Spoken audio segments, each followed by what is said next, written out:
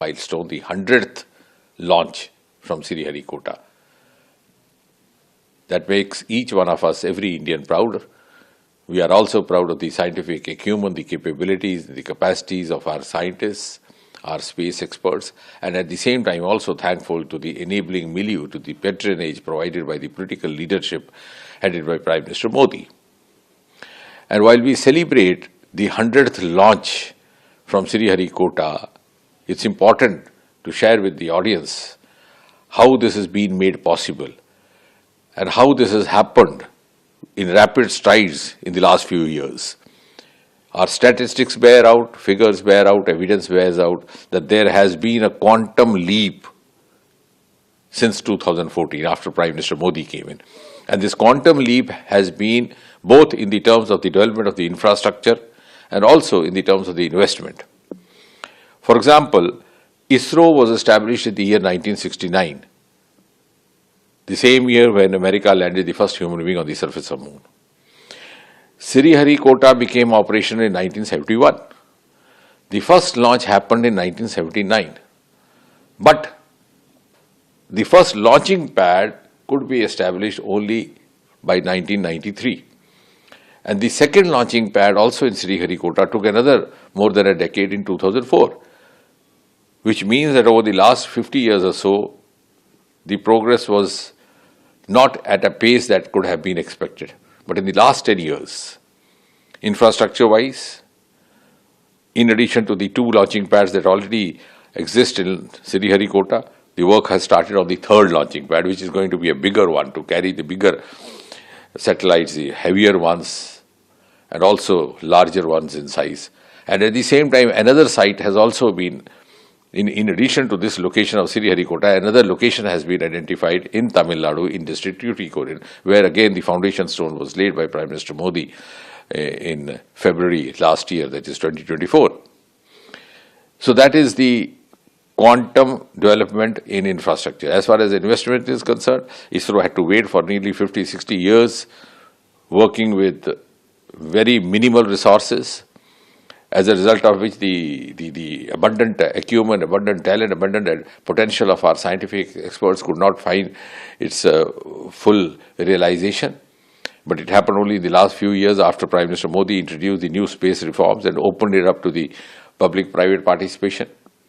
Today, not only there is a huge investment from the private sector, and not only the first generation of our startups have turned into globally relevant entrepreneurs, but there's also a huge generation of revenue happening from the launch of the foreign satellites. Like, for example, if you take the US satellites, so far ISRO has earned almost 172 million US dollars, and if you take the European agency satellites, about 292 million euros have been earned. And all these satellites put together, 90% of them or more than them have been launched only in the last 10 years. As far as the investment from the private participants is concerned, in just a small span of 8 months last year, beginning from April to December, we had an investment of more than 1,000 crore. And if you go by the overall space economy, which was very minimal till about 10 years back, today it is more than 8 billion US dollar. And the rise is so steep and happening at such a pace that if you go by the future projections, our prediction is that in the next 7-8 years, we might rise 5 times more to nearly 44 billion US dollars. And therefore, space economy would emerge or may emerge as an important component of the overall India growth story as we move towards Viksit Bharat 2047, and our economy moves from rank 5 to rank 4, rank 3, and then to that pedestal of century 2047.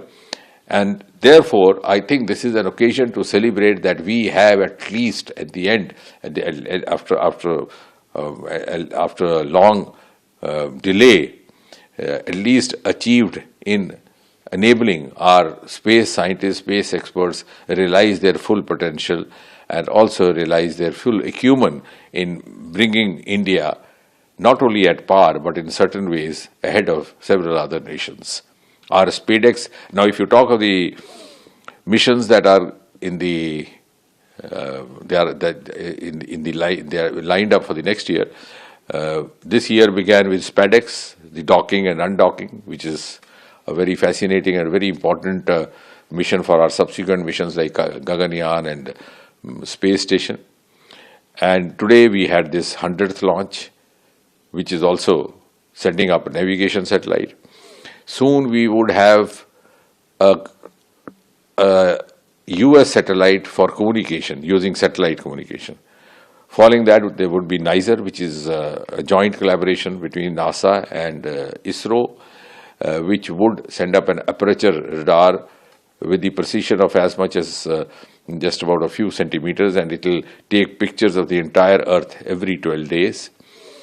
Then subsequently, maybe the second half of this year, we have the final test flight of Gaganyaan, the first Indian human mission, which is called Vayo Mitra, because you have a female robo undertaking that.